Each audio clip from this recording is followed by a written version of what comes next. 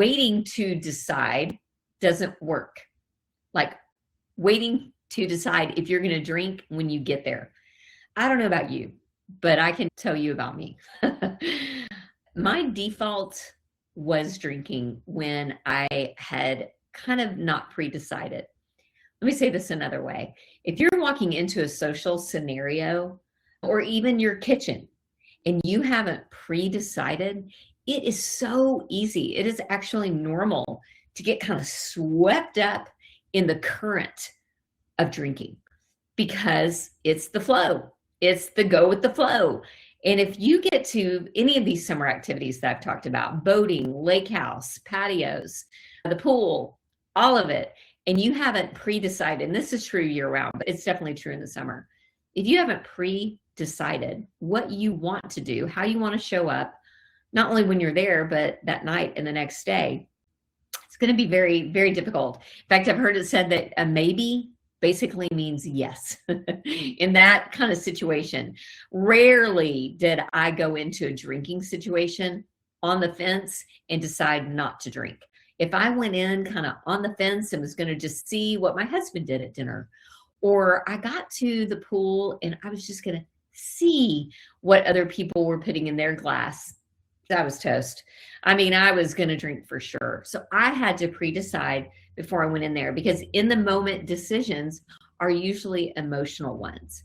Could be positive emotion, could be negative emotion, could be good old fashioned peer pressure. Yes, even in our 50s, 40s, 50s, 60s, 30s, any age, we can have this weird adult peer pressure where it's kind of like, oh, you know, people don't want to drink by themselves, so have a drink with me. Come on, Jen, you can have just one. And I'm like, well, I can have just one, but that's going to be a lot of work for me to have just one because the drink doesn't want me to have just one.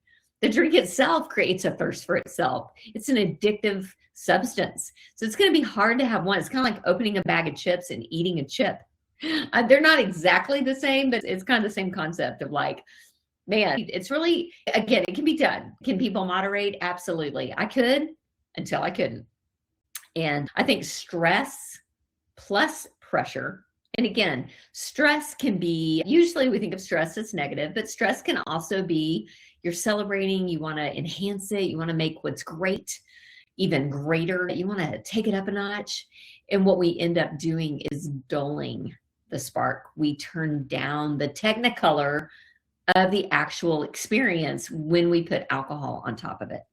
So stress plus pressure can equal a default pattern, that default behavior. Again, like I said, if you get to a party, a pool, a patio, and you haven't decided before you walk in and you're on the fence, you're probably going to make an emotional decision, one, decision fatigue, maybe a little bit of social anxiety, panic, where it's like, just give me a drink. We get all discombobulated when we don't know what to say. And so we're going to talk about that, how to pre-plan. But the key is if you don't plan, your brain will choose something familiar. Remember, your brain is looking to expend the least amount of energy possible and do what is most familiar. Your brain is always scanning the environment for what is known, what is certain, and what is familiar. And it says, just do that. Just do that. Don't get uncomfortable. Don't go out on a limb. Don't try something new. And so you have to be very intentional if you always drink in that setting, or you always say yes. You can still say yes, but what you say yes to may change. I say yes now. When I walk into a party, sometimes I walk in and they're like, ma'am, can I get you something to drink? Or I'm at a happy hour and I'm handed 2 tickets, you know, can I get you something to drink? I always say yes. And then I proceed to tell them yes to, I would love some water. I've been running around all day. I'm so hot. I'm so thirsty. I would love to start with some water. You can still say yes and divert a lot of that social pressure by being positive, confident, and saying yes, but then dictating what your yes is for.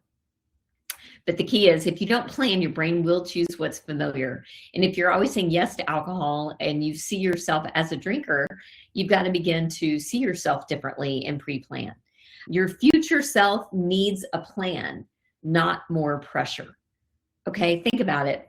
Not too far. I want you living in the present. But if you can visualize yourself at the pool, at the patio, you know, wherever the summer temptation might be for you, You don't need more pressure in that moment. You're already going to be probably feeling enough. And you don't want more pressure on yourself because that'll make you want to drink more. Decision fatigue plus pressure actually made me just want to check out. So if you can go in with simplicity and by having a plan, take the back and forth mental tug of war in your mind, take it off the table, take it away, and put some simplicity in place and just go, you know what? I'm going to pre-decide before I get there. And then have accountability and have connection, which is what we're doing inside of SoberSys. Because you need a plan.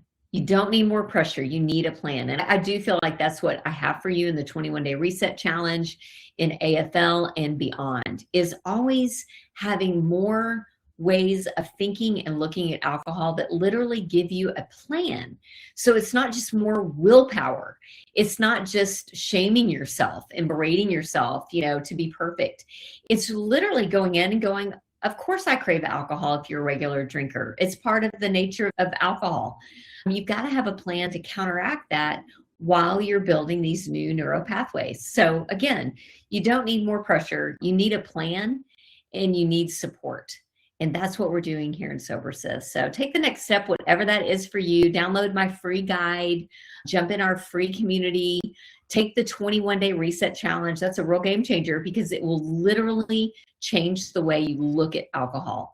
It's okay if you want to decide after that, if you want to moderate or what you want to do with it.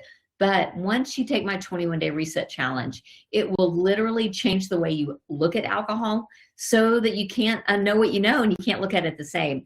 And then I think you'll find that to be really empowering.